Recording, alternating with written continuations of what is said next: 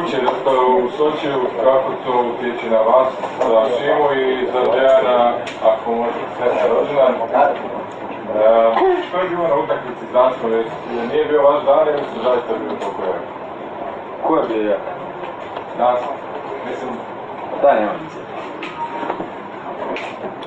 Šta hoćeš da svaku utakmicu igramo savršeno, razumijem? Pa šta hoćeš, jer smo prošli dalje? Dragi, ljutiš me s pitanjima, nisi mi jasno. U svakom slučaju nije izgledalo A dobro, pričaš, pa i se nama isto može dan desiti da igramo, ne znam. Igrali smo dovoljno onakoliko koliko smo trebali. To što vi očekujete od nas da igramo kao, ne znam ko. Ni Brazil ne igra svaku utakmicu savršeno pravilno, šta? Čima ćeš ja želiš da vam utječe na vas i na trenire? Pa dobro,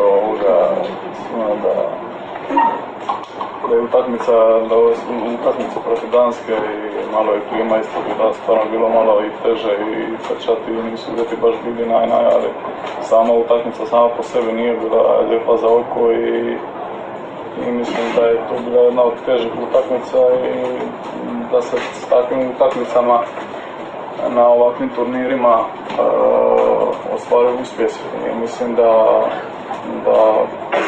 kad smo sad prošli tu utakmicu, jedno veliko zadovoljstvo, jedno veliko samopouzdanje. Ovdje će sigurno biti vremenski uvjeti malo teže nego što su tamo bili. Kako je nama, tako i njima. To moramo izgurati i mislim da to ne treba biti alibi nikome jer veliki je ulog. I možda neki pitanje gospodina?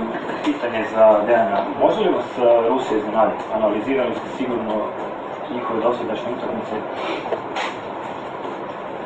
Pa ne znam, naravno, mislim svaka ekipa nas može iznenaditi, ali mi mislim da imamo dovoljno iskustva i znanja da se u svakom trenutku možemo prilagoditi protivniku, tako da očekam će sigurno čvrstu i tešku utakmicu jer igramo za nešto što mi već isto jako dugo godina opet čekamo, a oni, ajmo reći, po prvi put, tako da bit će dosta teško.